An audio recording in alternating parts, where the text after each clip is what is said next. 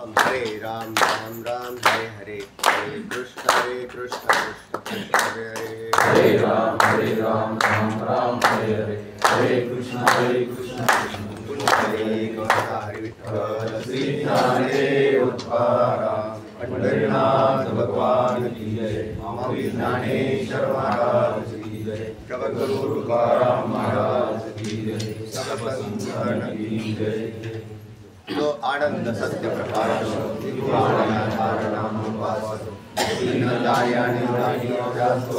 शुद्ध परमात्मा विचारे आदि अपार गणपती सूर्य चंद्र विरोधी देवी कुबेरे दैसेची जो सर्वज्ञान दयावन मुनि जाती करती दान राजे बुद्धि उपाधि करुणा मोक्षा भान मातृ माझे होते त्याचे ज्ञान माझे जगत साधुरी सर्वते सत वरी गोविंदाईना सर्व जगत ते संतान ब्रह्मवी दर्शे पुण्य पुरुषी सर्व निष्काम बोध प्राप्ति कारणे कदावाराम ओ विचाय आत्मात्मकाम तरी नमन पूर्णाकारेण पुण्डरी भवतारित श्री ज्ञानदेव तुकाराम पंढरीनाथ भगवान की जय, माऊली ज्ञानेश्वर महाराज की जय, जगद्गुरु तुकाराम महाराज की जय, सब संतान की जय। प्रयोजनाविषयीचा विचार हा पाचवा मुद्दा जो आहे दुसऱ्या तरंगातला तो चालू आहे आपला, बरोबर।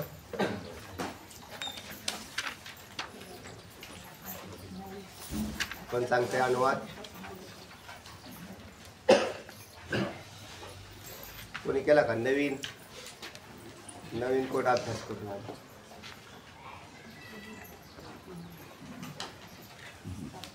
करायला सर सांगतात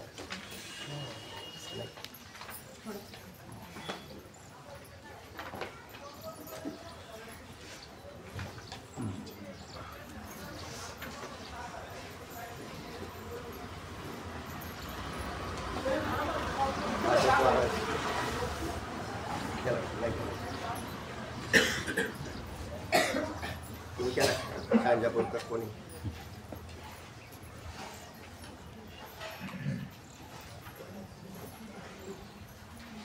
कोण सांगताय? डोमनेत आहे केला सांगा.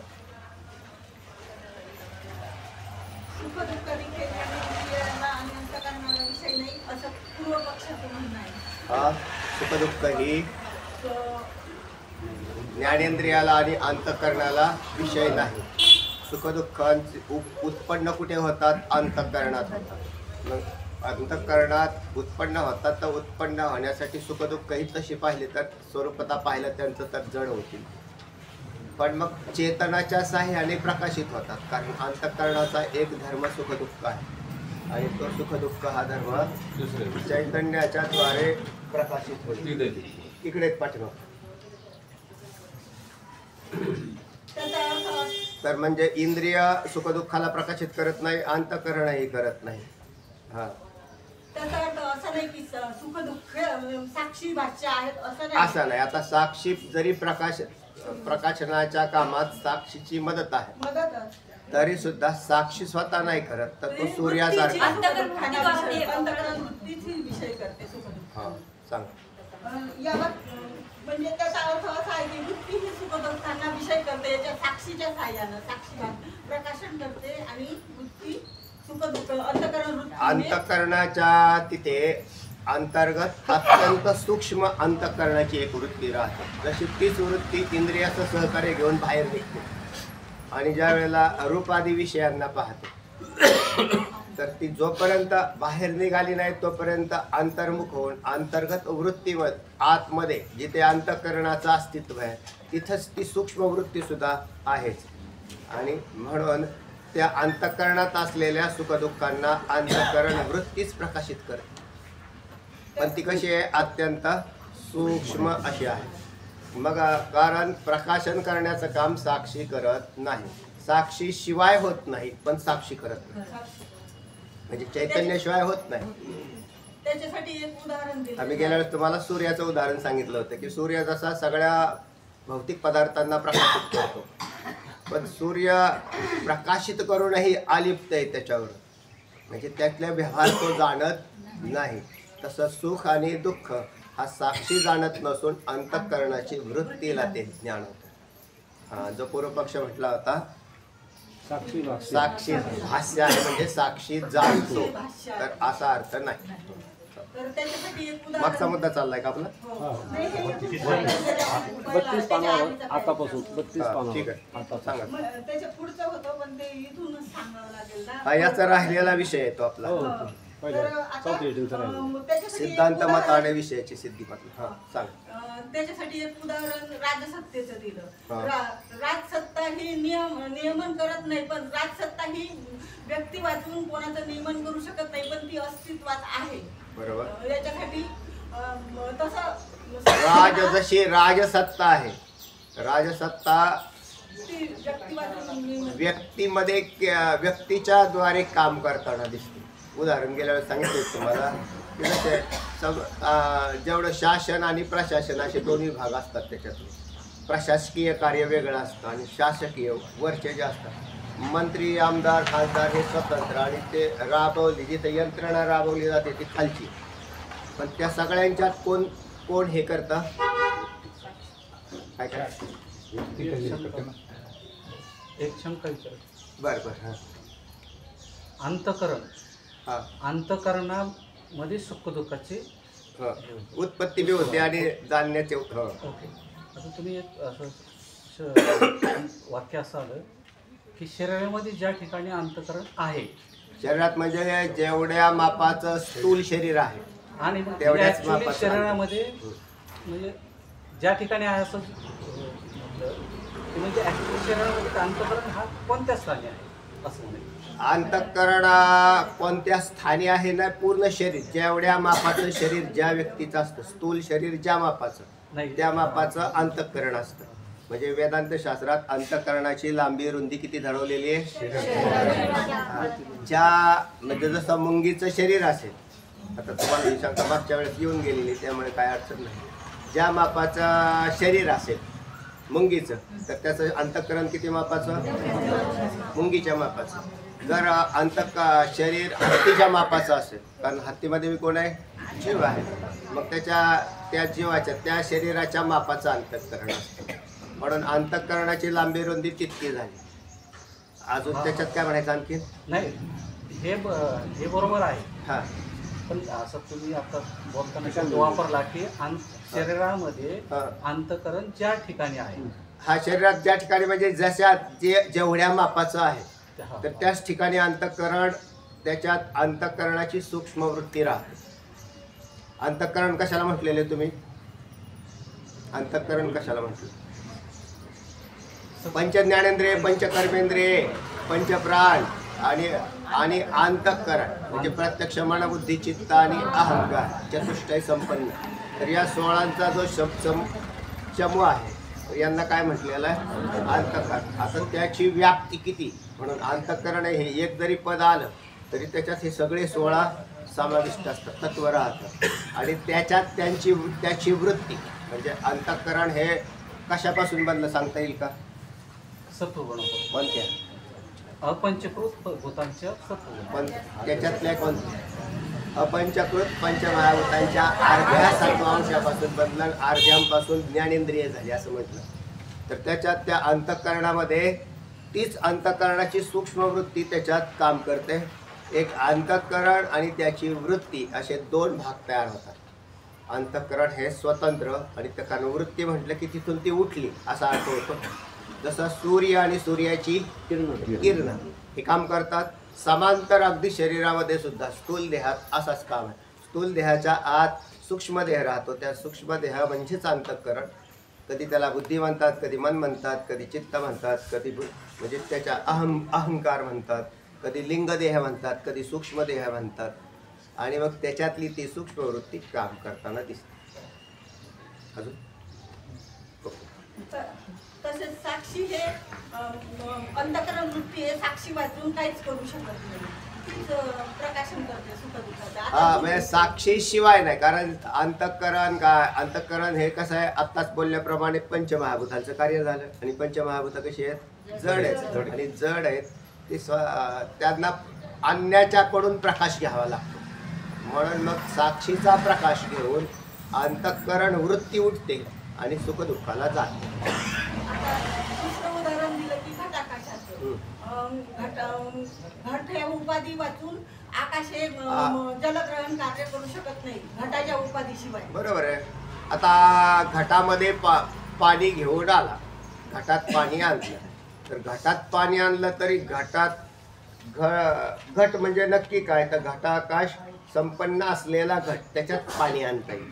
जर आकाश काढून घेतलं आणि घट तुमचं पाणी घेऊन या म्हटलं तर संभवनीय नाही. किंवा नुसत्या आकाशातही पाणी येणं संभवनीय नाही, त्याला उपाधी लागली पाहिजे घटाची. पाणी आकाशातच राहतं म्हणजे पोकळीतच राहतं, पाणी पोकळीत राहतं, पण पोकळीला उपाधी लागेल असली तर पाणी आणता येईल. बरोबर. नुसत्या घटा आकाश रहित असं होऊ शकत नाही म्हणा, उदाहरणच बनणार नाही त्याचं, कारण घटाला तयार व्हायलाच आकाशाची गरज लागेल. हां, सगळे जेवढे काही वस्तू आहेत ते सगळ्या आकाशामध्येच राहू शकतात. म्हणून आपोआपच, जसे आता आपल्या शरीराच्या या अंतर्बाह्य काय आहे, आतून बाहेर. भिंतीमध्ये काय आहे, भिंतीत आकाश आहे का, कशावर, लाकडात आकाश आहे का, लोखंडात आहे का. म्हणून सगळ्याच पदार्थात कसलाही घन पदार्थ, हिऱ्यात आहे का, हिऱ्यात सुद्धा आहे. म्हणजे कोणत्याही, कारण प्रत्येक पदार्थ आकाशाशिवाय राहू शकणार नाही. तसा चैतन्याशिवाय कुठल्याही पदार्थाला म्हणजे जागाच नाही राहण्यासाठी. पुढे अशा प्रकारे मग दुःखादी धर्म हे साक्षी वाचून होऊ शकत नाही, अंतःकरण उपाधीशिवाय होऊ शकत नाही. म्हणून साक्षी ब्रह्म एकंदरीत काय मुद्दा होता आपला, की साक्षी हा सुखदुःखाचं प्रकाशन करतो, सुखदुःखाला जाणत नाही. जाणणं आणि प्रकाशन करणं याच्यामध्ये काय आहे, तर कारण जाणणं असा शब्द प्रयोग आला की त्याच्याकडे गेलं, पण त्याच्या प्रकाशाशिवाय काय होत नाही असं वेदांत शास्त्र सांगतं. म्हणून एकंदरीत साक्षी हा सुखदुःखाला जाणत नाही, तर सुखदुःखाचा प्रकाशक आहे. अशा प्रकारे साक्षी ब्रह्मरूप आहे. या प्रकारे करून जीव ब्रह्माची एकता हा ग्रंथाचा विषय सिद्ध झाला. साक्षी सुखदुःखाला जाणत नाही असं म्हटल्याने कोणता आरोप टाळला, अनेकत्वाचा. म्हणजे आपला मूळ मुद्दा काय चाललेला होता, अनेकत्वाचा जो त्याच्यावर आरोप आला होता तो गेला. म्हणून साक्षी एक आहे. साक्षी म्हणजेच आत्मा, चैतन्य एक आहे. आणि मग चैतन्य एक आहे तर लिंगदेह किंवा वृत्त्या अंतःकरण हे अनंत आहे, हे ठरलं. आणि मग त्याच्यामुळे आम्ही तर अंतःकरणासहित जीवाचं ब्रह्माशी ऐक्य प्रतिपादन करत नाहीच आहे, वेदांत शास्त्र करतच नाही. म्हणून त्याच्या एकत्वाला बाधा येईल असा कोणताच घटक सहन नाही होत. ज्याच्या चैतन्याच्या एकत्वच सिद्ध झालं पाहिजे. अनेकत्व आलं की तिथं त्याचा ऱ्हास होईल. मग म्हणून मग जितकी काही प्रक्रिया वेदांत शास्त्रात केलेली तर ह्या मूळ तत्वाला धरूनच विचार करावा लागतो. म्हणून साक्षी सुखदुःखाला जाणत नाही. साक्षी हा सुखदुःखांचा प्रकाशक आहे, हे सिद्ध झालं. आणि मग त्यामुळे जीव अनेक आहेत हे सिद्ध आहे. जीवाचे अंतःकरण अनेक आहेत, स्थूल देह अनेक आहेत, लिंगदेह अनेक आहेत, कारण देह अनेक आहे, किंबहुना ईश्वराचे 3 देह आहेत, त्याचे सुद्धा 3 देह आहेत. पण तरीसुद्धा त्यामध्ये असणारं चैतन्य, ईश्वराच्या स्वरूपातील चैतन्य आणि जीवाच्या स्वरूपातील चैतन्य याच्यात भेद नाही. आता प्रयोजनाविषयी विचार सांगितला तरी थोडंच झालेलं आहे. प्रयोजनाविषयी विचार कोण सांगताय? सोबीताई चालेल का? बरं सांगा सांगा मग. सोबीताई झाला का, केलाय का? प्रयोजन शब्दाचा अर्थ म्हणजे आता आपला मूळ विषय चालला, 5वा मुद्दा आलेला आहे तो प्रयोजनाविषयीचा विचार. प्रयोजन काव तुम्ही महाराज इकडे कसे काय आले आज, काय प्रयोजन आहे असं लोक म्हणतात. प्रयोजन याचा अर्थ लगेच ते करतात कारणामध्ये करतात. परंतु वेदांत शास्त्रात प्रयोजन या पदाचा अर्थ फळ सांगा. मग नाही झालं बरं वाचा, सुरवेताई वाचा. पाचवा मुद्दा चाललाय की प्रयोजनाविषयी विचार. लोकांमध्ये प्रयोजन शब्दाचा अर्थ कारण असा करतात. वेदांत शास्त्रात प्रयोजन शब्दाचा अर्थ फल असा आहे. काय आहे? फल. प्रयोजन या पदाचा अर्थ फल. आता हा मुद्दा कशातून आला?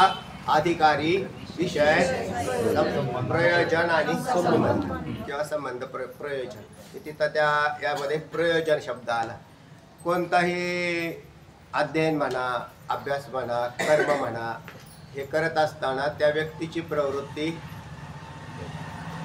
जरी व्हायची असेल तर त्याला फल सांगावं लागतं. तसं या ग्रंथाचंही प्रयोजन जर तुम्हाला सांगितलं नाही आणि नुसतंच अभ्यास करा असं सांगितलं तर कोणी प्रवृत्त होणार नाही. म्हणून या ग्रंथाचं अध्ययन केल्याने काय फल मिळतं असं जर म्हटलं तर जीव हा नित्यानंदाला प्राप्त होतो, म्हणजे ब्राह्मी स्थितीला जातो. हे फल आहे. दुःखाची निवृत्ती आणि परम आनंदाची प्राप्ती असं शास्त्र त्याचं फल सांगतं. चला. वेदांत शास्त्राच्या अध्ययनापासून जीव ब्रह्माइक्य ज्ञान उत्पत्तीद्वारा त्रिविध दुःखांचा नाश आणि नित्य निरुपाधिक तत्वज्ञानाद्वारा ब्रह्मसौख्याची प्राप्ती हे फल आहे. म्हणजे ब्रह्मज्ञानाद्वारा. ब्रह्मज्ञान काय झालं? साधन. ब्रह्मज्ञान हे साधन आहे. ब्रह्मज्ञान हे साध्य नाही, साधन. आणि अतिशय सौख्य आनंदाची प्राप्ती. जसे निळोबराय म्हणतात, नित्य आनंदापुढे आनंद तो कोण, विषय सुखबाई बापुढे तेक्षे, जेते न सरेची वैकुंठ सदन, शेषशाही त्रिकुट भुवनहो नेगो म्हणून या त्यागीती परते. तर या पद्धतीने नित्य निरातिशय आनंद, ज्या आनंदाचा ऱ्हास होत नाही, किंवा निरांश तृप्ती असं शास्त्र म्हणतं. पंचदशीमध्ये काय म्हटलेलं आहे? निरांश तृप्तीची तृप्ती प्राप्त होईल. सांशता नाही, सांश तृप्ती नाही, तर निरांश तृप्ती. तर हे वेदांत शास्त्र श्रवणाचं फल. त्यानंतर जीव पुन्हा कधी आनंदाची इच्छा करणार नाही. जो कोणी आत्मज्ञानावरती आरूढ होईल तर आपोआपच दुःखाची निवृत्ती होऊन जाईल. त्रिविध दुःखांचा नाश होईल. त्रिविध दुःखांचा नाश कसा होईल? तेच आपल्या ठिकाणी नसलेल्या दुःखाचीच निवृत्ती केलेली, असलेल्या दुःखाची थोडीच केलेली. तेव्हा जे दुःख जीवाच्या ठिकाणी वास्तविक नाही, पण याने भ्रमाने ते मानून घेतलेले, याच्या स्वरूपाच्या ठिकाणी त्याचा कुठं असते. बरं, आनंदाची प्राप्ती ही भ्रमाने, कारण सुख सापेक्षित काय झालेलं आहे? दुःख आणि दुःख सापेक्षित सुख असा विषय आहे. तर तुम्हीच सुख स्वरूप आहात असं वेदांत शास्त्र म्हणतं. तुम्ही काय आहात? सच्चिदानंद ब्रह्मरूप आहात. पुढे व्यवहारात जी अनेक प्रकारची दुःखे आपल्या अनुभवास येतात आणि त्यांचा कोणत्याही लौकिक उपायाने अत्यंत नाश होत नाही होत. हे आपण पुष्कळ लोक पुष्कळ प्रयत्न करत राहतात. आध्यात्मिक, आदिदैविक, आदिभौतिक दुःखांचा नाश करण्यासाठी लोक पुष्कळ प्रयत्न करतायत. आणि जगात आता ज्याला ज्याला डेव्हलपमेंट म्हणता ना तुम्ही, तो सगळा याच्यावरच चाललेला आहे की आध्यात्मिक, आदिदैविक, आदिभौतिक दुःखांच्या नाशाचा नाश केला की ते म्हणजे आता फारच डेव्हलप झालं बरं का. आता फार सुधारणा झाली. काय सुधारणा झाली? नवीन औषध आलं म्हटलं. रोग आहेत ते, किती रोग आहेत ते काय सांगता येत नाही, कारण प्रत्येक वेळेला नाविन्यपूर्ण, कारण औषध नवीन आल्यावर रोगही नवीन येतो. पहिले अनेक रोग आहेत, अजून हे प्रगट झालेले नाही, तितकाच भाग आहे. पण मग त्याला सुधारणा असं म्हटलं की मग आता सध्या टेक्नॉलॉजीमध्ये सुधारणा झाली असं झालं. कशासाठी सुधारणा झाली? त्रिविध दुःखांच्या नाशासाठी. वेदांत शास्त्राने याला बाजूला ठेवलेलं आहे आणि त्याला मुख्य मुद्दा घेतलेला आहे की तुला दुःख आहे का रे भाऊ? तुला दुःखाचा तुझ्या ठिकाणी अत्यंत अभाव आहे आणि तूच आनंद स्वरूप आहे. हे जर कळालं तर मग तो त्याच्यातून बाहेर पडेल. तोपर्यंत तो बाहेर पडणार नाही. तोपर्यंत तो भौतिक पदार्थांच्या पासून सुख कसं प्राप्त होईल याचा विचार करतो जीव. चला, म्हणून बुद्धिवृत्ती स्थिर करण्याची आवश्यकता आहे, चित्त शुद्ध करण्याची आवश्यकता आहे आणि स्थिर करण्याची आवश्यकता आहे. फिरत राहिल्याने चित्त शुद्ध होत नाही, स्थिर होत नाही. तो फिरत राहिला, मग तो फिरत राहिला त्याच्या चित्ताला अजून भ्रमंती मिळाली. म्हणून सगळ्यात चांगलं काम आहे आणि चांगलं साधन करायचं असेल तर ठाईच बैसोनी करा, आवडी आनंद आळवावा, हे काम करावं. सोडायचा नाही, छंद नाही सोडला बुद्धिवृत्तीतला, पण एका जाग्यावर स्थिर झाले आणि त्याच्यानंतर त्याला आळवण्याची प्रक्रिया आणि श्रवण हे शास्त्राचं अध्ययन केलं तर वृत्ती स्थिर होईल. आणि मग एक दिवस त्याला काय कळेल की मी कोण आहे याची ओळख जोपर्यंत होणार नाही तोपर्यंत त्याच्या त्या बाकीच्या क्रियेला तसा काय अर्थ नाही. आता त्याला ती फळं मिळतात कारण परमार्थात काही वाया जात नाही. ही गोष्ट जरी खरी असेल तरी काय मिळतं इकडून पाहावंच लागेल. त्याच्यामुळे काय काय मिळाल, काय फायदा झाला हे पाहावं लागेल. सांगा.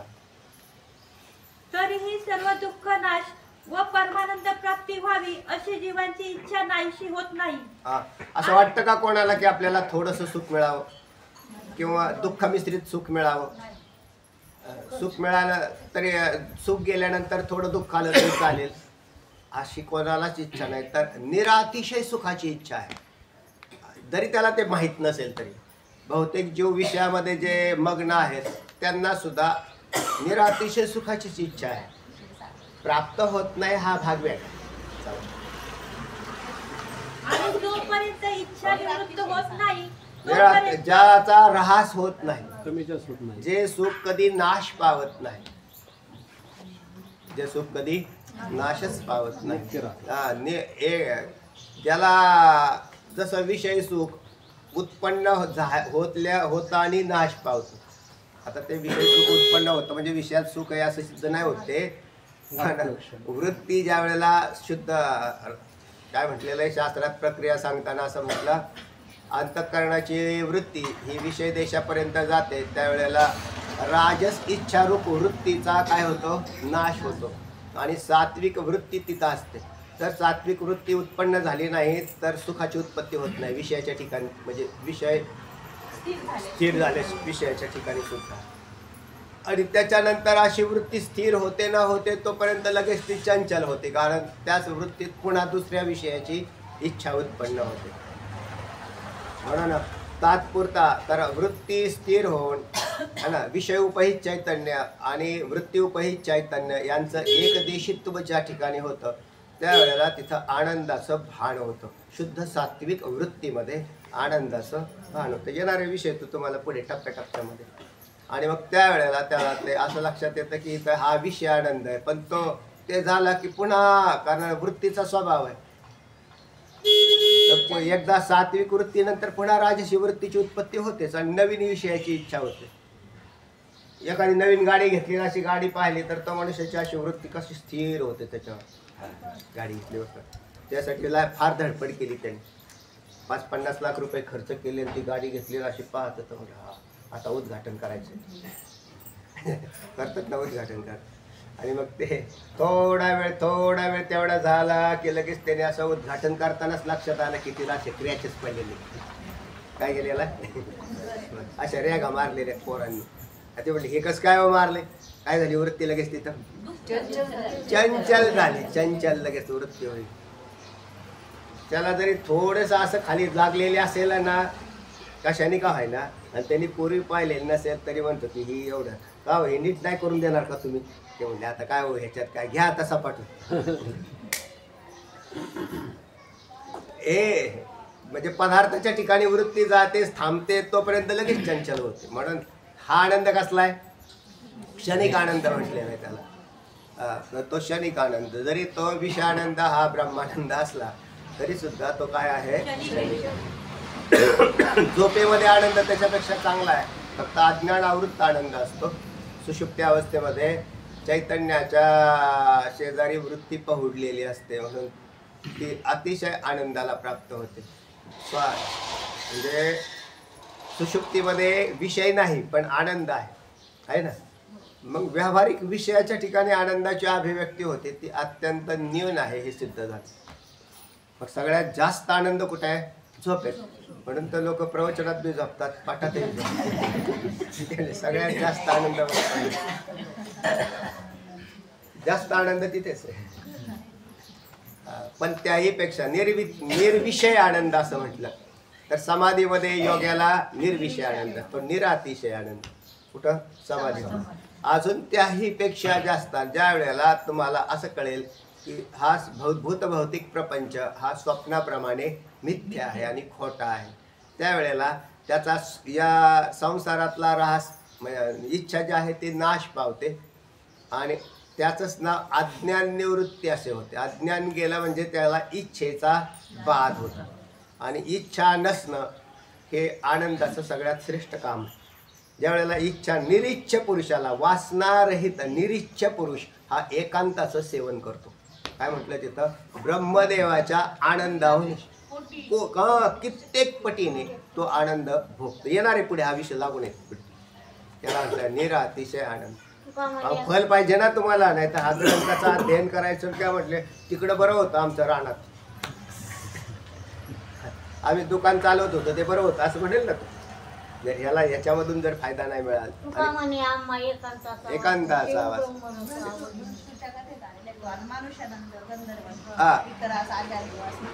पुढे किती पानावर आहे हा म्हणजे बरेच लांब आहे ते. चला सांगा आपलं पुढचं. आणि जोपर्यंत इच्छा निवृत्त होत नाही तोपर्यंत दुःखाची निवृत्ती होणे शक्य नाही. इच्छा आहे ना, जोपर्यंत इच्छा आहे तोपर्यंत निवृत्ती नाही. आणि माणसाची इच्छा केवळ आत्मज्ञान भगवंताला पाहिल्याशिवाय इच्छेची निवृत्ती होत नाही. मग आता त्यात दोन्ही प्रकारचे भगवंत आहेत पहा. साकार सगुण साकार जो आहे वारकरी संप्रदायाने विचार केलेला आणि वारकरी संप्रदायाची सगळ्या संतांनी अनुभवलेला.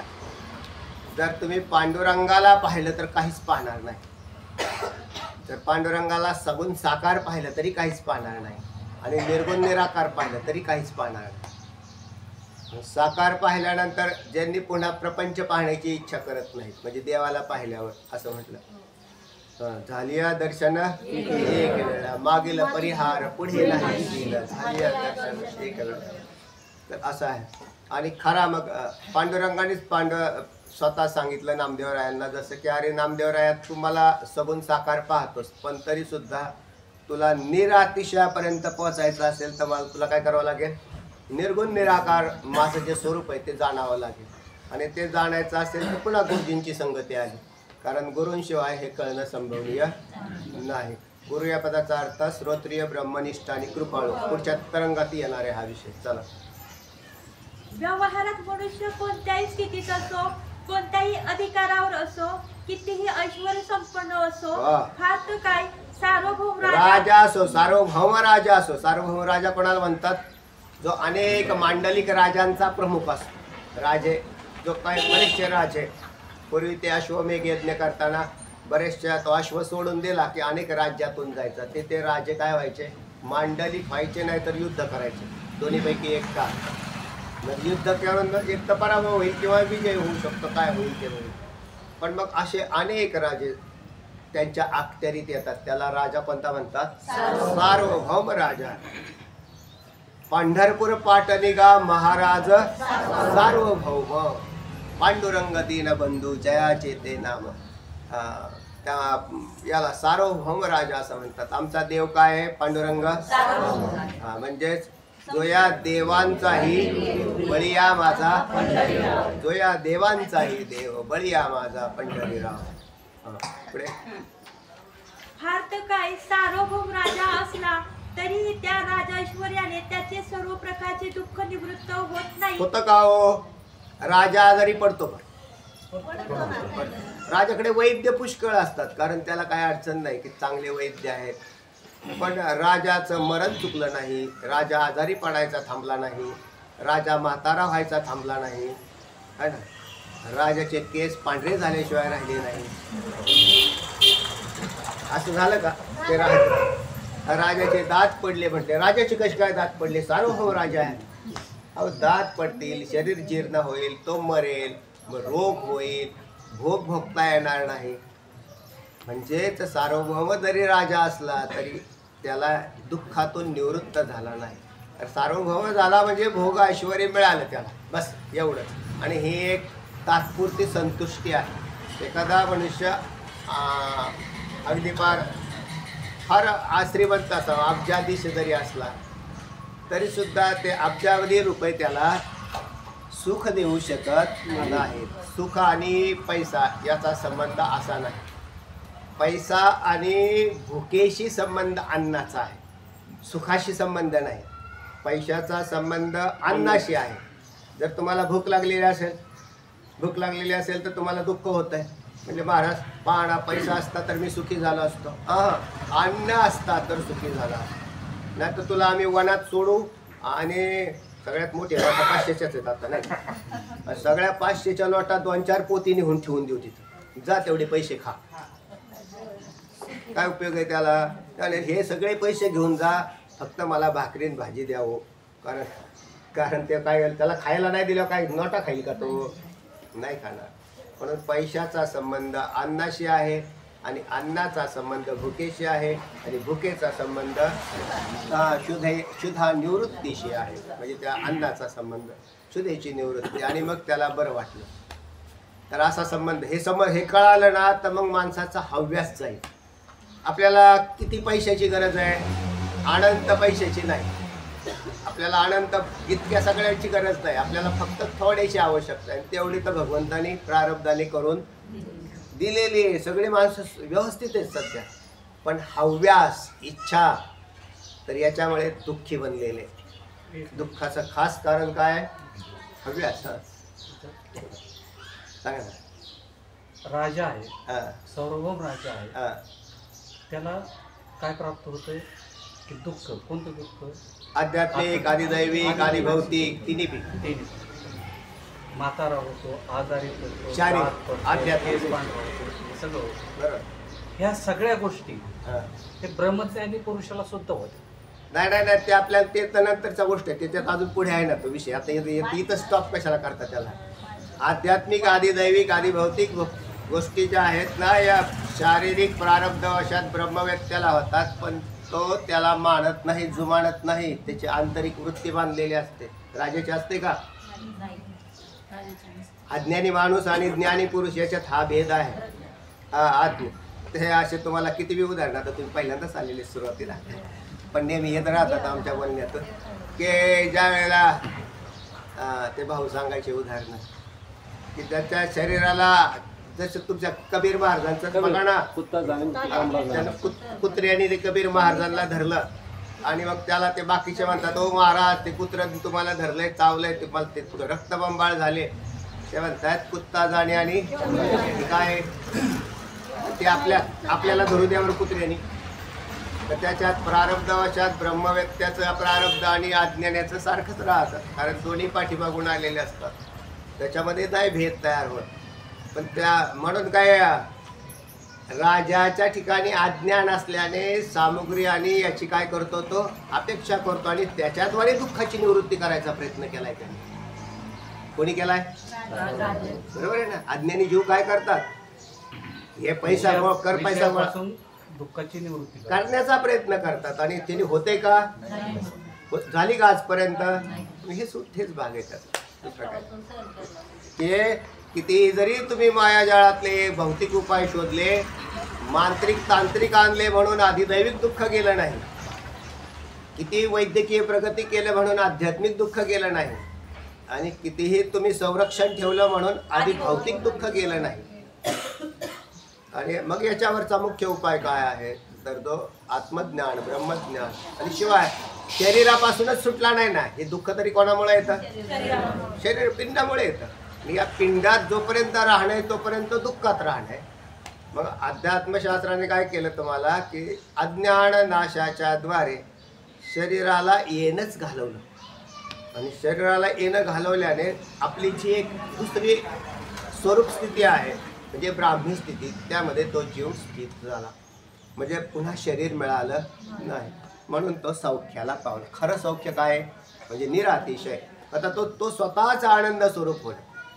आणि याच्यात अजून एक दुसरा एक मुद्दा आहे की ज्या वेळेला आत्मज्ञानी ब्रह्मज्ञानी पुरुष सुद्धा जीवनमुक्तीचा आनंद भोगतो असं म्हटलेलं आहे.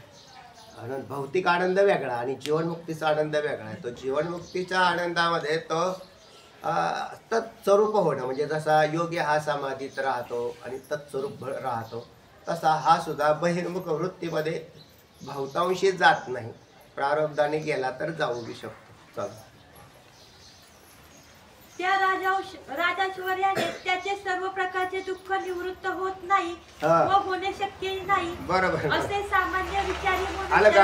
आलं तिथं दुःख निवृत्त होणं शक्यही नाही. पण या दुःखांच्या निवृत्तीचा उपाय कोण करतोय तर अज्ञानी जीव करताना दिसतो. म्हणून मी तुम्हाला म्हटलं की हे जे दुःख आहेत की जे आलेले ते प्रारब्धवशात जसे असेल तसे प्रत्येक व्यक्तीच्या ठिकाणचे दुःख वेगवेगळे आहेत. एका माणसाचं दुःख दुसऱ्या माणसासारखं नाही. काय वेगवेगळ्या प्रकारची ते टाईप आहेत त्याचे. त्याला ते सांगता सुद्धा येत नाहीत अशा प्रकारची दुःख आहेत ते तो दुसऱ्याला सांगू शकत नाहीत काय नाही ते त्याचा तो भोगत राहताना दिसतो. पण मग याच्यावर उपाय काय करावा लागेल तर उपाय हेच आहे की वेदांत शास्त्र त्याला अंतिम प्रयोजन फल जे सांगतं ते दुःख निवृत्तीचं त्रिविध विलया जाते. तर संत श्रवणे विलया जाते म्हणजे संतांच्या संगतीत गेल्यावर आत्मज्ञानाच्या द्वारेच विलया जाते. तो तसे जाणार नाही. दुःखांचा विसर होणं वेगळं आणि दुःखांची आत्यंतिक निवृत्ती होणं वेगळं. विसरणं वेगळं. काही वेळेला संत संगतीत आल्यावर माणसं दुःख हाही एक फायदा बेनिफिट आहेच. चला विसरलं काय पण ते कालिक असतं आणि त्याच्यानंतर पुन्हा आणखीन वृत्ती उद्विग्न होते आणि ती दुःखाकार प्राप्त होते. चला पण हळूहळू त्याची ते दुःख निवृत्त व्हायला उपाय सापडतो. असं आहे ना तुम्ही निवृत्तीचा उपाय कधी शोधताल ज्या वेळेला आपली वृत्ती स्थिर असते त्यावेळेलाच. कोणत्याही मनुष्यात एखाद्या अडचणीच्या काळामध्ये विचार केव्हा करतो वृत्ती स्थिर झाल्यावर होणारा निर्णय चांगला असतो. आणि वृत्ती अस्थिर असेल म्हणून जीवांचे निर्णय चुकत चाललेले एकामागे एक काय चालले ते चुकत चाललेले आणि वृत्ती स्थिरच व्हायला. म्हणून सत्संगतीमध्ये हा विषय होतो की कमीत कमी वृत्ती स्थिर होऊन विचार करायला तरी वेळ मिळतो की चला आपण आजपर्यंत काय केलं आणि आता काय करायला पाहिजे. बुद्धीपासून घेतलेला निर्णय चुकू शकतो. अंतकरणापासून निर्णय एकच बुद्धी आणि अंतकरण दोन नाही. एकच बुद्धी अंतकरण एकच. ते चतुष्टय सांगितलं नाही का आता मन बुद्धी चित्त आणि तर त्यालाच अंतकरण असं म्हणून. आता बुद्धीपासून घेतलेला निर्णय आणि अंतकरणापासून घेतलेला निर्णय त्याच्यात तुम्हाला फार तर भेद इतका करता येईल की निश्चय आणि भ्रम असा. काय वेळेला भ्रमाने आणि काय वेळेला निश्चय एवढ्या भेदात घेता येईल तुम्हाला.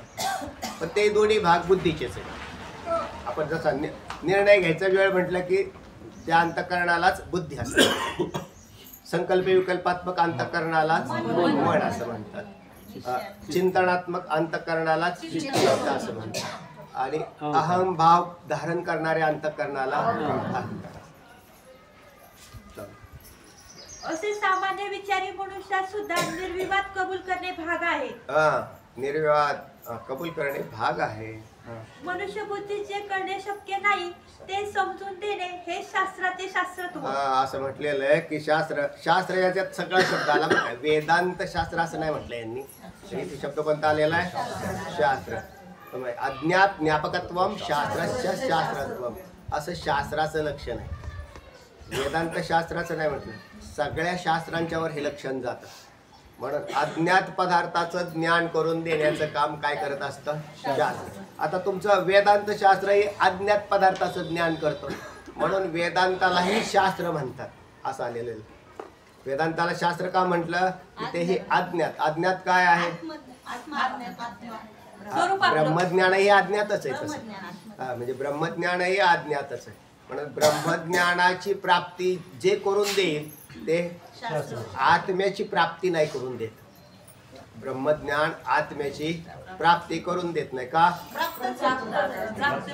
प्राप्तच आहे. जो प्राप्त आहे त्याची काय प्राप्ती करून द्यावी म्हणून आत्म्याची प्राप्ती नाही होत. मग ब्रह्मज्ञानाची प्राप्ती होते आणि ब्रह्मज्ञानाच्या प्राप्तीद्वारे स्वरूपाचा अनुभव मिळतो. त्याला अनुभव असं म्हटलेलं आहे. त्या व्यक्तीला त्याचा अनुभव येतो. म्हणून पदार्थ इथे जे पदार्थ प्राप्त झाला असं जरी म्हटलेलं असेल की नित्यानंदाची प्राप्ती करून दिली तरी तो तुमचा मूळचाच होता म्हणून तुम्हाला प्राप्त करून दिला असं संभवत नाही. आणि जर प्राप्त करून दिला असं म्हटलं तर काय होईल तो आनंद सुद्धा दृष्ट नष्ट असा होईल. खालचा शब्द आलेला तो कसा होईल दृष्ट नष्ट असा होईल. सांगा. म्हणून मनुष्य बुद्धीस जे कळणे शक्य नाही ते समजवून देणं हेच शास्त्राचे शास्त्रत्व. म्हणून वेदांत शास्त्र हे शास्त्र आहे. जसं केमिस्ट्री, फिजिक्स, बायोलॉजी, ॲनाटॉमी हे काय आहेत? शास्त्र आहेत. त्यांचे शास्त्र आहे तिथले. मग आता तसंच हेही वेदांत हे शास्त्र आहे. हे कोणत्या अज्ञात पदार्थाचं ज्ञान करून देतं असं म्हटलं तर? कोणत्या अज्ञात पदार्थाचं ज्ञान करून देतं? अहो, अदृश्य दर्शने संतांच्या रविदीप हिरा दाविती देखणे. अदृश्य दर्शने संतांच्या, त्याला कोण पाहिजे पान? अदृश्य दर्शने संतांच्या रवी दीप हिरा हे पदार्थ काय करत असतात? स्वतः प्रकाशित आहेत. म्हणजे जसं सूर्याने काय केलेलं आहे? सूर्याने काय केला? भौतिक प्रकाश त्याने टाकला. जगातले पदार्थ दाखवले का नाही त्याने? तसा हिरा हा सुद्धा काय आहे? मूळचा हिरा बरं का, आता डुप्लिकेट हिरे नाही काचेचे तयार केले. तो सुद्धा प्रकाशित. पूर्वी राजदरबारामध्ये राजाच्या याच्यामध्ये असे दिवे ठेवलेले होते. त्याच्यात प्रत्यक्ष त्या हिरेच ठेवलेले होते. म्हणजे त्याला दिवे लावायची गरज नाही. तो महाल संपूर्ण काय व्हायचा? प्रकाशित व्हायचा. असे रवी दीप, दीप म्हणजे दिवा आपला. तो दिवा काय करतो? पेटवल्यावर प्रकाश देतो. सगळीकडे प्रकाश पसरला. हे भौतिक पदार्थ आहेत. हे जड प्रकाशित आहेत. यदादित्य गतम तेजो जगत भासयते किलम यच्चंद्रमसे चाग्नो तत्तेजो विद्धिमामकम. है ना? न तद् भासयते सूर्यो न शशांको न पावकः यद्गत्वान निवर्तन्ते तद्धाम परमं मम. माझ्या धामाला कोणी प्रकाशित करत नाही, तर मी सगळ्यांना प्रकाशित करतो असं म्हटलं. तेव्हा चला म्हणून हा जो प्रकाश आहे, तर आपला हे काय सांगायचं होतं? अदृश्य स्वरूप असं असणारं चैतन्य हे दृश्य नाही. चैतन्य दृश्य नाही, दृश्य नाही आणि इंद्रियांना विषय नाही, प्रमाणांना विषय नसणाऱ्या या आत्म्याचं ज्ञान संत करून देतात. याला म्हणावं शास्त्राचं अज्ञात तत्वाचं ज्ञान करून देण्याची ही पद्धती आहे. चला, म्हणून याला म्हणतात वेदांत शास्त्र. पण आता इतर शास्त्रांनी निर्माण केलेली पहा, इतर शास्त्रांच्या फलात आणि या फलात तरी किती फरक पडला. वेदांताला तुम्ही शास्त्र म्हटलं आणि इतरांनाही शास्त्र म्हटले, म्हणजे मग सारखेच झाले ना महाराज. तर असं नाही. भौतिक शास्त्रांनी जे ज्ञान करून दिले त्या पदार्थांची ज्ञान ही म्हणजे उत्पन्न झालेली ज्ञान ही कालबाह्य होतात.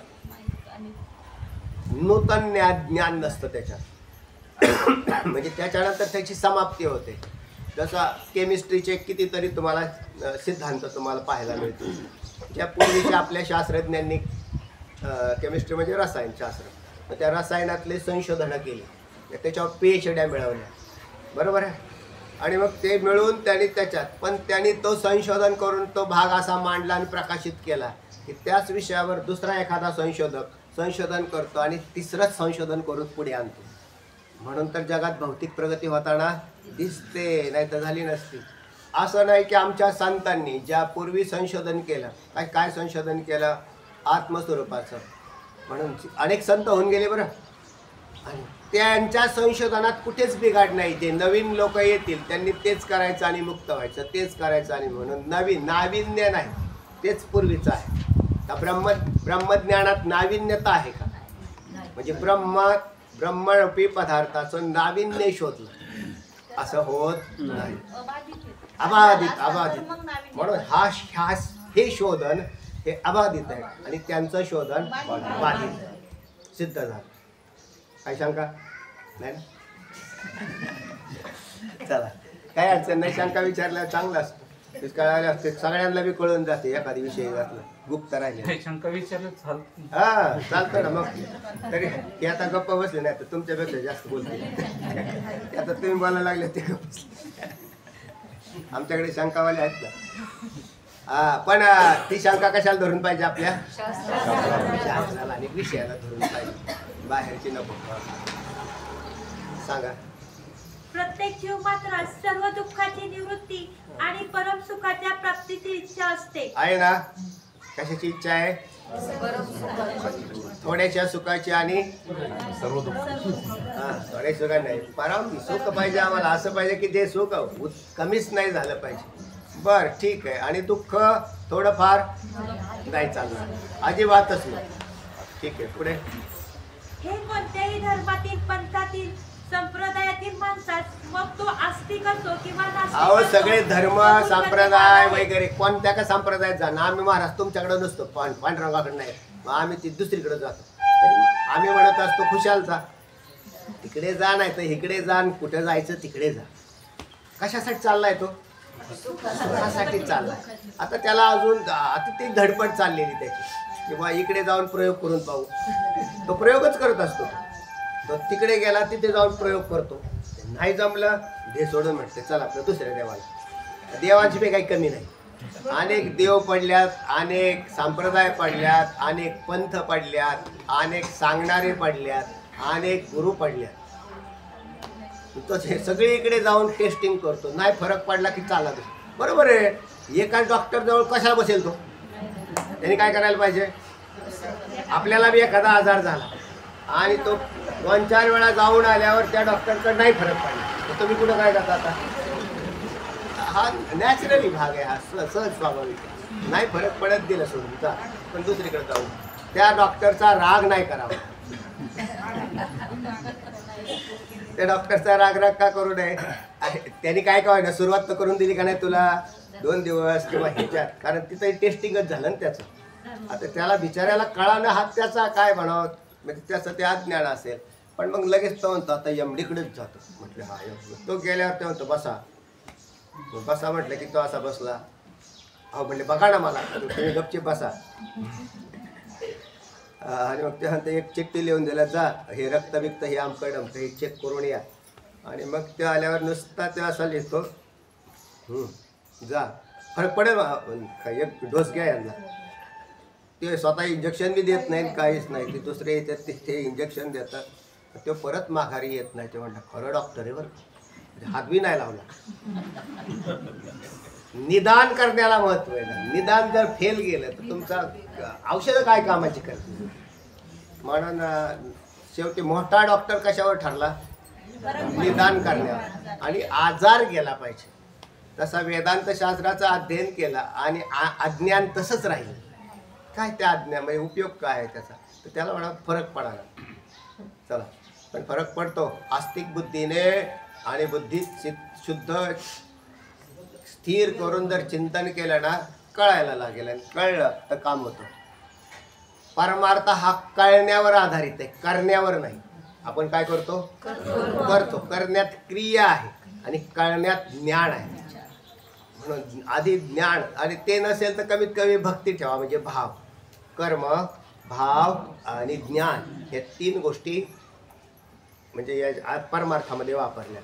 काही लोकांना काय जमत नाही म्हणून कर्म करतात. कर्म करतात म्हणजे क्रिया, मग ती शरीराने कायिक, वाचिक, मानसिक ह्या क्रिया, याला क्रिया म्हणतात. म्हणून ह्या क्रियेचा परमार्थ हा 3 नंबरचा परमार्थ आहे. क्रियेचा परमार्थ 3 नंबरचा. 2 नंबरचा भावाचा परमार्थ आहे. ठाईचं बैसोनी आवडी त्या भगवंताचे, कारण तो देवा हिंडून नाही पाहत दिसणार. मग तुम्हाला स्थिर चित्तवृत्ती करा आणि त्याला आळवा. भावाचा परमार्थ करा. आणि 3रा परमार्थ आहे तो ज्ञानाचा, सर्वश्रेष्ठ. म्हणजे मग आत्मज्ञान. पण आत्मज्ञान खालच्या 2 मधूनच वर आलेला होतं, हे तेवढंच खरं आहे त्याला. कारण त्याला जोपर्यंत मलदोष आहे, विक्षेप दोष आहे, तोपर्यंत त्याला आवरण दोषाचा जरी उपदेश मिळाला तरी तो जात नाही. म्हणून हळूहळू खालून प्रगती करत यावी, चांगली गोष्ट आहे. चला, म्हणजे सर्व जीवांचे देह म्हणजे साध्य एकच आहे. सर्व जीवांचे ध्येय म्हणजे साध्य एकच आहे. असं म्हटलं होतं. जगात कोणी मुमुक्षु आहेत का? का अख्खं जगच मुमुक्षु होईल. फक्त त्यांना मार्ग नाही कळाला म्हणून ते मुमुक्षु नाही झाले. काय झाले? ते मोक्षाची इच्छा सगळेच जीव करतात, पण त्यांना यथार्थ योग्य मार्ग नाही कळाला. म्हणून मग ते बहुतेक इतर याच्याकडे वळालेले दिसत आहेत, बाकी नाही काय. कंटाळून येतात लोक. असं नाहीये. बरेच दिवस काय केले ना, दुःखावरती उपाय नाही सुचले काही, मग त्यावेळेला ती लोक पाहतात आणि नंतर आपोआप त्या कुठेतरी मग त्यांची बुद्धिवृत्ती स्थिर झाली की कळायला लागतं की अरे खरा परमार्थ तरी काय असेल. जगात दुःखाची निवृत्ती करण्यासाठी असा काही एखादा देव आहे का नाही, जो आनंद निरातिशय सुख देईल असा काही देव आहे का नाही. सगळे देव असेच भकास आहेत. नाही, मग त्याला ते कळाल्यानंतर ते लक्षात येतं, त्यावेळेला वृत्ती स्थिर होईल आणि मग लक्षात आता दुसरं काही नाही. सुखाची इच्छा जो करणारा जीव आहे त्याला हे माहीतच नाही की त्याच्याच ठिकाणी सुखाचा झरा आहे, म्हणून तो बाहेर डोकावून पाहतो, बाकी काही नाही. परंतु जागा चुकला असे चिवडवण्या नाशी तुझ्या घरच्यांनी केली, तुकोबराय म्हणतात तसं. म्हणून त्याला ज्या वेळेला हे कळेल त्यावेळेला मग तो बाहेर नाही. भौतिक पदार्थ हे जीवाला सुख देत नाहीतच, काहीच संबंध नाही त्याचा. चला, या साध्याचे प्राप्तीस कोणताही लौकिक उपाय साधन नाही. बरोबर, हेही सर्व अनुभवाने सिद्ध आहे. सर्वानुभवाने सिद्ध आहे. आता ते म्हणले आमच्या नाही अनुभवाने सिद्ध, आम्हाला तर अजून वाटतंय की भौतिक पदार्थ सुख देतात, पण संतांचे अनुभव पहा ना. आपल्या अनुभवाने नाही सुख सिद्ध. संतांनी काय केलेले, आत्मज्ञानाची प्राप्ती करून घेतली. आत्मज्ञानी असतात चोखडे ते संत असतात, असं म्हटलं ना. आत्मज्ञानी चोखडी संत ही माझी रूपडी, ते तर दृष्टी पडो आवडी कामिनी जैसे. तेव्हा आत्मज्ञान संपन्न त्यांच्या लक्षात आलं हे आणि त्यांनी त्याची प्राप्ती करून घेतली, त्यांचा अनुभव झाला. म्हणून हा अनुभव खरा कोणाचा आहे? संतांचा आहे. तात्पर्य साधन अज्ञात आहे, त्या अज्ञात साधनाचे ज्ञान वेदांत करून देतो. कोणतं अज्ञात साधन आहे? ब्रह्मज्ञान हे अज्ञात साधन आहे. अज्ञात तत्व नाही धरायचं इथं, कारण आत्म्याचं ज्ञान करून नाही दिलं जात, ते अनुभवलं जातं. म्हणजे ते स्वरूप आणि साधन मात्र अज्ञात आहे. साधन काय आहे? अज्ञात. साधन कोणतं? ब्रह्मज्ञान. म्हणून वेदांत हे शास्त्र आहे. बरोबर, वेदांत म्हणजे उपनिषद.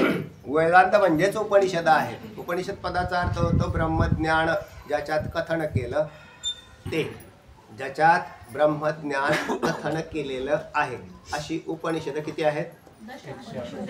108 आहेत आणि त्याच्यातली 10 निवडक अशी काढलेली आहेत.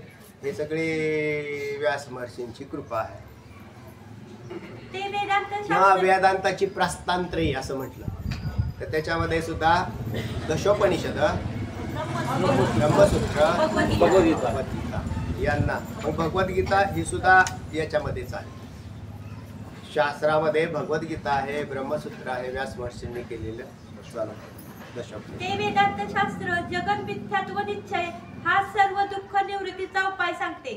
सर्व दुःख निवृत्तीचा उपाय एकच गोष्ट आहे. सगळ्यांची अडचणी एकच आहे, सगळ्यांचा प्रश्न एकच आहे. किंवा आम्हाला महाराज दुःख, आम्ही तुमचं दुःख विचारलंच नाही, कोणतं आहे, कोणत्या प्रकारचं आहे, काय होतं आहे, मुलाचं आहे का पत्नीचं आहे का विषयाचं आहे का पैशाचं आहे, कशाचं आहे, दुःख आहे एवढंच विषय. सगळ्या जीवांना दुःख आहे आणि दुःख आहे त्याची निवृत्ती करायची महाराज. ते म्हणते ठीक आहे, सगळ्यांना एकच पुढी, सगळ्यांना एकच औषध लागू होतं. कोणतं? जगाड मिथ्यात्व. तुम्ही ज्याला दुःख म्हणता ते दुःख तुमच्या ठिकाणी नाहीच, हे पहिलं उत्तर आहे. महाराज भासत याचं कारण आहे की तुम्ही त्या पदार्थाच्यावर सत्यत्व टाकलेलं आहे म्हणून भासत. आता येता माझे 500 रुपये पडले. 500 रुपये पडल्यावर ते मी इथे बसून जरी पाठ सांगायला लागलो तरी माझी वृत्ती कुठे गेली? आता 500 रुपयावर गेली. ते म्हणजे बा आता 500 रुपये पडले, 500 रुपये पडले. 500 रुपये पडले तर ते म्हणजे आता हे दुःखच आहे का नाही? कशामुळं? तर ते 500 रुपये सत्य आहेत हे माझ्या बुद्धीत आहे, म्हणून मला ते 500 रुपये. काय काय माणसं जेवत सुद्धा नाहीत त्या दिवशी. ते 500 रुपये पडले तर ती जेवण सुद्धा जेव भाऊ, ते भाऊ काही जेवण ते म्हणले काय झालं याचं? ते म्हणले 500 असे काढले आणि कुठं पडले. आणि त्याला आपल्या भाषेत सरळ सरळ अन्न गोड लागला. तर ते असं झालं. तर याला कारणीभूत काय झालेलं आहे? सत्य म्हणजे ते 500 रुपये सत्य आहेत असा त्याचा भास आहे.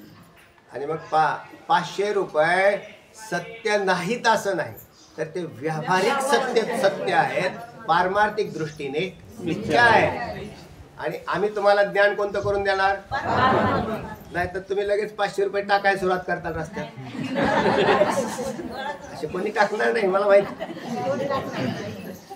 पण व्यावहारिक सत्ता, पारमार्थिक सत्ता आणि प्रातिभासिक सत्ता असे त्याची ते विभागणी केलेली आहे. आपण जोपर्यंत आपल्याला हे शरीर आहे तोपर्यंत या कपड्याचाही उपयोग आहे, भोजनाचा उपयोग आहे, साधन सामग्रीची काय प्रारब्धात. आम्ही फक्त आमचं म्हणणं इतकंच आहे, त्याची फार अपेक्षा नका करू. म्हणजे जे प्रारब्धावशात आहे ते राहू द्या. त्याला धरण्याचा प्रयत्न करू नका आणि सोडण्याचाही प्रयत्न करू नका. आहे त्या स्थितीमध्ये ठेवलेले आहे. तशी स्थिती आहे तैशा परीर आहे, कौतुक आहे संचित आहे. झालं. पण मग हे पदार्थ भौतिक मिथ्याच आहे. आणि ज्या वेळेला करणार नाही त्यावेळेला अनात्म पदार्थांची आसक्ती राहणार नाही चित्तात. त्याला भौतिक आसक्ती म्हणतात ना. एवढं करावंच लागत, एवढं नाही केल्यावर कसं काय होईल, माझ्याशिवाय काय हालतं का घरचं, मी जर घरी नसलो तर काय होईल, घरचा सगळा विस्कळीत होईल, सगळा मी घरचा मुख्य कारभारी आहे. तू काही कारभारी नाही, तू खुशाल जा, सगळं व्यवस्थित होतं.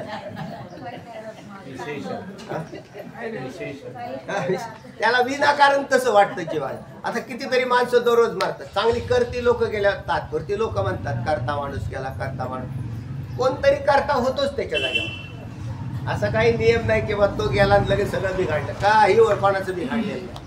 खरं तर आपलं बिघडलेलं आहे. आपण याच्यात सत्यत्व बुद्धी टाकून बसलेलो आहे.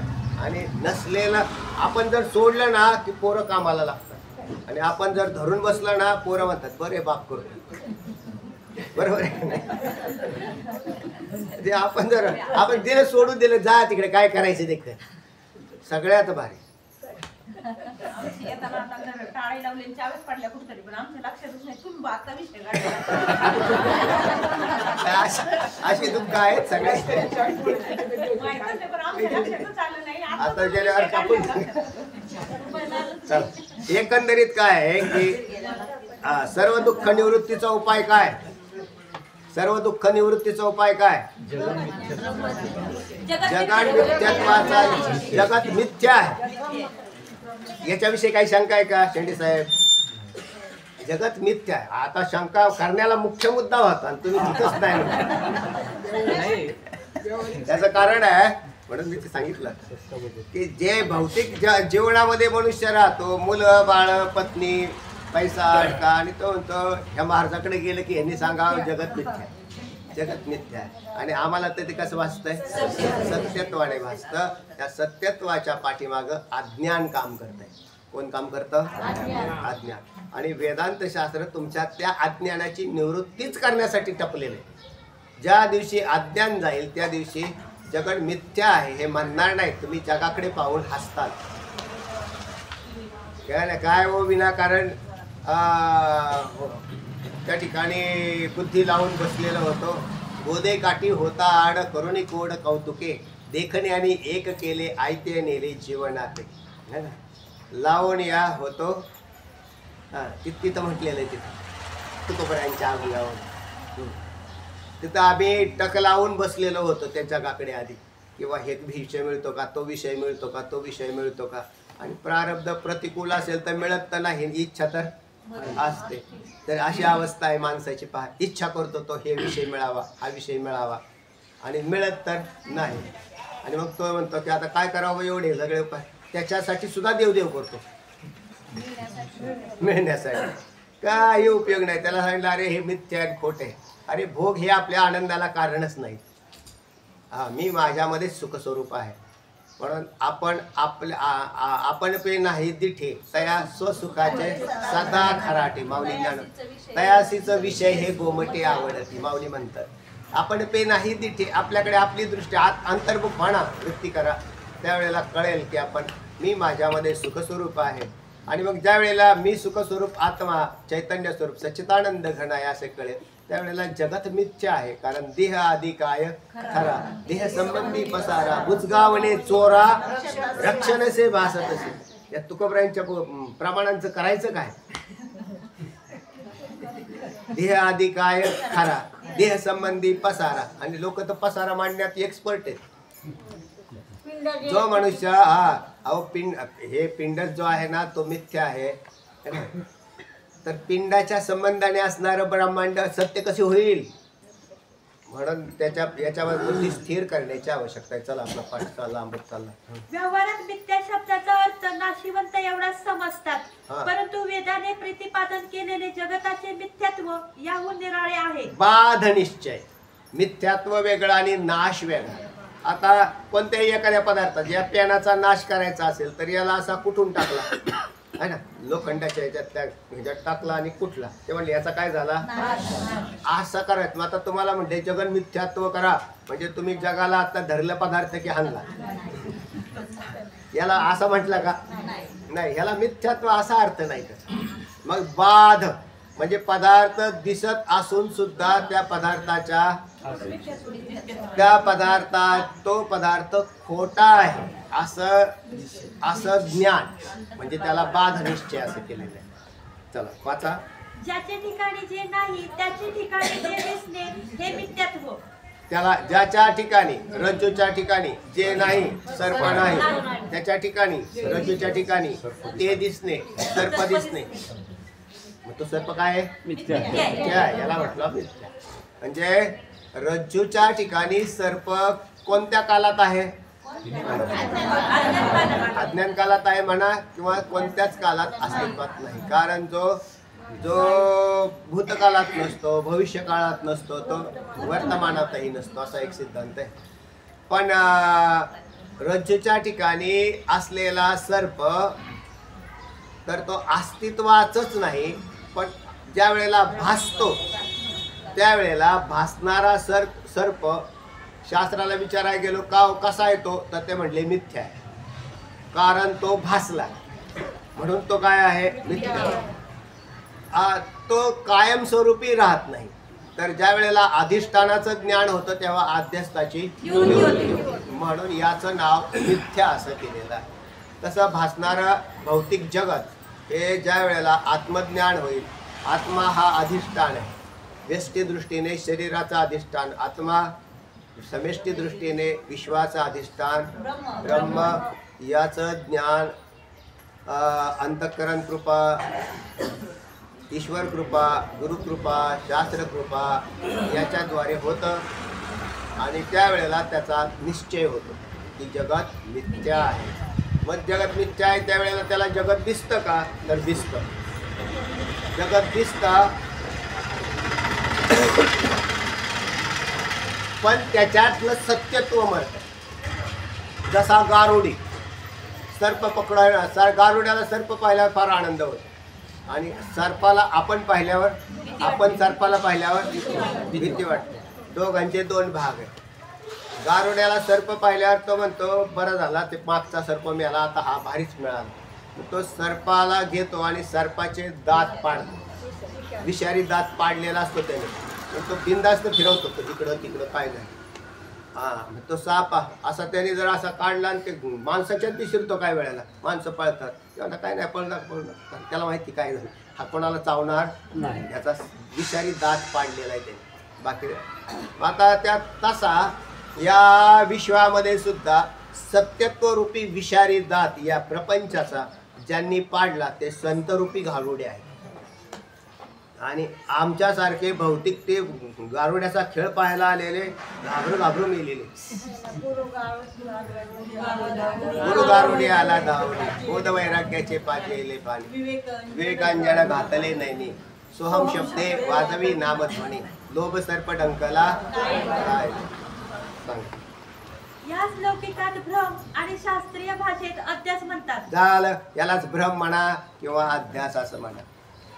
एक गोष्ट आहे, जे या विश्वातून समजा काही पदार्थ नाश पावले. आता दुःख कसं होतं पहा, अनुकूल पदार्थाचा वियोग बरोबर आहे. शोकाची उत्पत्ती आणि प्रतिकूलाची प्राप्ती.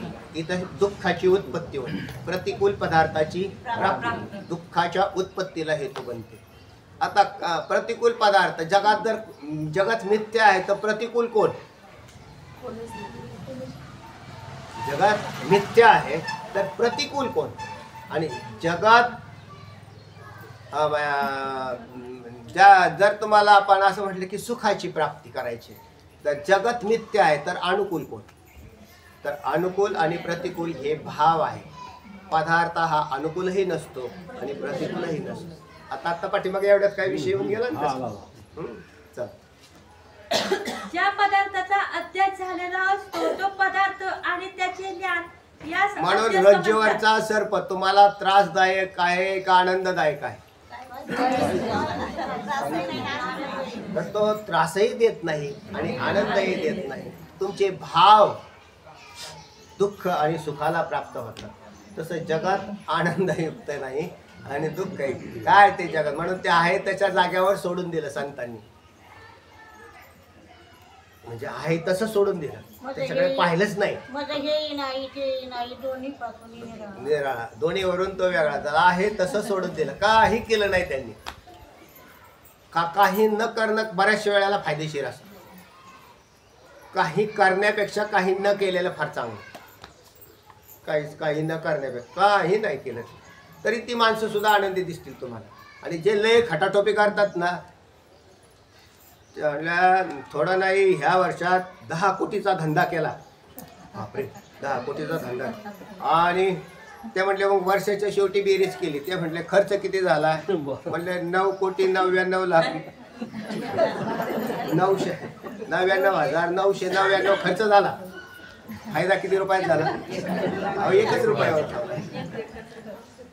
जमा वजा नावे खाली काय राहिलं? म्हणजे काहीच नाही. तीच अवस्था बोंबाबोंब जगाची चाललेली.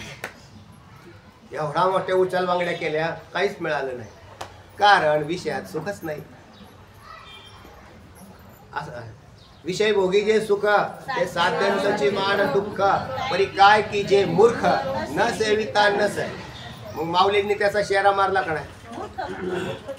आणि पूर्णतः शून्य मिळालं. काय नाही. वाच एवढं पाणी. उदाहरण दिलेलं आहे की रज्जूच्या ठिकाणी सर्प नाही, पण केव्हा केव्हा रज्जूच्या ठिकाणी सर्प दिसतो. केव्हा दिसतो? आज्ञा. ज्या वेळेला मंद अंधकार. आता रज्जूच्या ठिकाणी सर्प केव्हा दिसतो? प्रकाशही नाही आणि अंधारही नाही. अशी जी एक स्थिती आहे त्या काळात रज्जूच्या ठिकाणी, यालाच अज्ञात काल असं, अज्ञान काल असं म्हटलं. अज्ञान कालामध्ये आत्म्याच्या ठिकाणी देह भासले. अज्ञान कालामध्ये ब्रह्माच्या ठिकाणी जगत भासलं. आता अज्ञान कोणाचं? जीवाकडून धरायचं. ईश्वराकडे जायचंच नाही फिरायला. जीवाकडून संगती लावता येते बाहेरची. जगाची बी संगती लावायची असेल तर जीवाकडून लावायची. देवाने निर्माण केलं ना आम्हाला अज्ञानात कोंडलं असं नाही लावायचं. जीव अज्ञानात आले. मग आता केव्हा आले? तुम्ही शोधत बसा केव्हा आले. म्हणून शास्त्राने सरळ काय केलं? त्याला अनादि असं. पुढे म्हणून सर्प व त्याचे ज्ञान ही अध्यस्त आहे. बरोबर. सर्प आणि त्याचं ज्ञान अध्यस्त आहे. आता त्याच्यात 2 प्रकार आले. सर्प म्हणजे पदार्थ आणि ज्ञान, याला ज्ञानाध्यास असं म्हटलेलं आहे. एक अर्थाध्यास आणि एक ज्ञानाध्यास आहे. अर्थनाम पदार्थ. म्हणून सर्पाला पदार्थ म्हणतात आणि सर्पाच्या ज्ञानाला ज्ञानाध्यास आणि अर्थाध्यास असे 2 प्रकार येणार आहेत. पुढे त्याचं विश्लेषण येईल. चला. आणि सर्प आहे असा जो व्यवहार होतो त्यास अध्यास म्हणतात. सर्प आहे, सर्प भासला म्हणजे आहे, म्हणजे याला व्यवहार असं म्हणतात. आणि रज्जू सामान्य दृष्टीने अधिष्ठान म्हणतात. रज्जूला काय म्हणायचं? हा दृष्टांत एकदम चांगला सुंदर तयार करा. हा दृष्टांत तुम्हाला आत्तापासून शेवटपर्यंत उपयोगी येणार. हे जर नाही कळाला तर मग पुढचं कळणार नाही. रज्जूला काय म्हणायचं? अधिष्ठान. म्हणजेच जे अचल आहे, नित्य आहे, स्थिर आहे, त्याचं नाव आहे रज्जूचा नाश होत. ज्याचा रज्जू अधिष्ठान त्याचा नाश कधीच होत नाही. आता त्याच्यावर पदार्थ भासतो किंवा अधिष्ठान सत्य आहे. आता त्याच्यावर मिथ्या पदार्थ भासतो. कधीही खोटा पदार्थ हा सत्याच्या आश्रित भासतो असा एक सिद्धांत. मिथ्या पदार्थ मिथ्या पदार्थाच्या आश्रित भासत नाही, हे लक्षात ठेवा. म्हणून मिथ्या पदार्थालाच आध्यस्थ म्हणतात, सर्प म्हणतात, खोटा म्हणतात, भ्रम म्हणतात. हे सगळे एकार्थवाची शब्द आहेत. म्हणून बघा, म्हणून सत्य अधिष्ठानाच्या ठिकाणी मिथ्या आध्यस्थ पदार्थ भासतो. सत्य रज्जूच्या ठिकाणी बोलण्यात येतले दृष्टांतात मिथ्या सर्प भासतो. अधिष्ठान ज्ञानाने अध्यस्थ सर्प व त्याचे ज्ञान यांची निवृत्ती होते. आता आम्हाला आधी ज्ञान कोणतं भासतं? अध्यस्थाचं भासतं का अधिष्ठानाचं भासतं? म्हणजे सर्पाचं भासतं. हो, साप आहे म्हटले, साप आहे, दगड तिथं दोरी पडलेली साप आहे म्हटलं. हे आम्हाला आधी त्याचं ज्ञान भासलं, म्हणजे अध्यस्थ पदार्थाचं भासलं. आणि अध्यस्थ पदार्थाचं भासल्यानंतर कोणी शहाणा पुरुष आला आणि त्याच्याजवळ तर नव्हते, ते म्हणले काय झालं रे? ते म्हणले असा असा साप आहे, मोठा रस्त्याचाच आडवा पडलेला आहे, किंवा असा मान सुद्धा असा करतो काय वेळेस, असा वाऱ्याने हल्लं की ते असं होतंय ते. आणि मग ते म्हणतात थांब माझ्याकडे बॅटरी बरोबर कसा किती जाडीचा आहे. तरी ती बॅटरी लावल्याबरोबर असा पाहिल्या, अरे काय घाबरतं रे, हे वासराच्या गाड्यातलं दोरकाठ पडलेलं आहे, तुटून पडलेलं, आणि तसं तिथं पडलेलं. त्याला काय झालं? ज्ञान झालं. कशाचं? ज्यावेळा अधिष्ठानाचं ज्ञान होतं तेव्हा साप होता का? आणि जेव्हा साप होता तेव्हा दोर होता का? जेव्हा साप होता तेव्हा अधिष्ठान होतं, आणि जेव्हा अधिष्ठान होतं तेव्हा साप नव्हता. कसं काय झालं बा? म्हणजे ज्या वेळेला साप होता तेव्हा दोर होता का? होता, पण सामान्य होता, विशेष नव्हता. विशेष म्हणजे दोर, हा दोर आहे, हे ज्ञान काय आहे? आणि हा हे काहीतरी आहे, आणि त्या इदम मध्ये क्षोभ झाला आणि सापाने आकार धारण केला. आणि सापात का? याला पूर्वीची स्मृती आहे, म्हणून तो म्हणतो हा सर्प आहे. इदम आयम सर्प, हा तो म्हणतो हा सर्प आहे, पण तो सर्प नाही. मग तो सर्प तसं हे जगत आहे, हे जगत नाही. हे देह आहे, हे देह नाही. पण मग काहीच नाही का? तर अधिष्ठान परमात्मा म्हणजेच ब्रह्म, जे निर्गुण निराकार परमतत्व आहे, ते मी आहे, असं ज्ञान झालं. असं ज्ञान अपरोक्षत्वाने आणि स्वानुभूतीत उत्पन्न होतं, तेव्हा मिथ्यात्वाचा निश्चय होतो. याप्रमाणे आत्मा म्हणजे ब्रह्माच्या अधिष्ठानावर जगताचा अध्यास होतो आणि ब्रह्मज्ञानाने त्याची निवृत्ती होते. बरोबर आहे. ब्रह्मज्ञानाने त्याची काय होते? निवृत्ती होते म्हणतात. म्हणजे अध्यास निवृत्तीने सकल दुःखांची निवृत्ती आणि परमानंदाची प्राप्ती होते. बस हेच जीवाचे साध्यास मुख्य साधन आहे व यानेच प्रयोजन म्हणजे फल सिद्ध होते. बस आता इथपर्यंतच थांबा. तर याच्याद्वारे प्रयोजन म्हणजे फल सिद्ध होते म्हणतात. राहिलेला विषय तो आपण नंतर घेऊ. पुंडलिक ज्ञानदेव तुकाराम पंढरीनाथ भगवान की जय. माऊली ज्ञानेश्वर महाराज, जगद्गुरु तुकाराम महाराज की जय.